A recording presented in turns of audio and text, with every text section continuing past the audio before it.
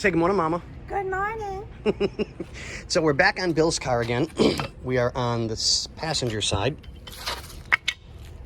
disassembling everything. We'll get this last little bit done, and then I'll put this one in the ultrasonic with the other one because it's going to clean it up a hell of a lot easier than me trying to scrub it with a brush. And then whatever rust is left over, I'll hit it with the Scotch-Brite on the angle grinder, because this has got a lot of rust, but it'll take all the grease and everything off, so I'm not dirtying up the Scotch-Brite. But, all right, boys and girls, this one's going to be a short one, so I can get back to work. So what do we say, Mama? Bye. And we're back yet again. Okay. So, same thing. E-brake cables are taken care of, pulled out.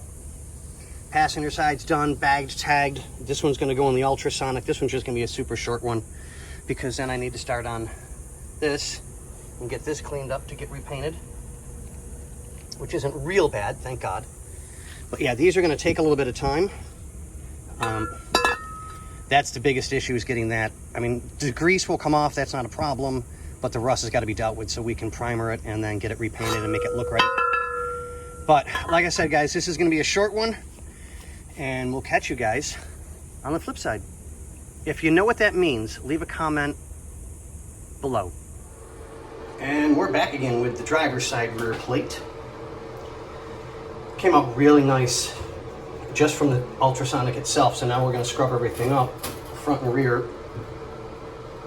We've got Simple Green and Oil Eater that Bobby gets. I don't remember the brand name of it, but it's really, really good. So I'll let that soak for a couple more seconds, and then I'm just going to go nuts on it and get it cleaned up, get it ready to go, get it primed, get it painted, and make it look pretty. Pretty's always good. But on that note, ladies and gentlemen, we'll see you with the next one.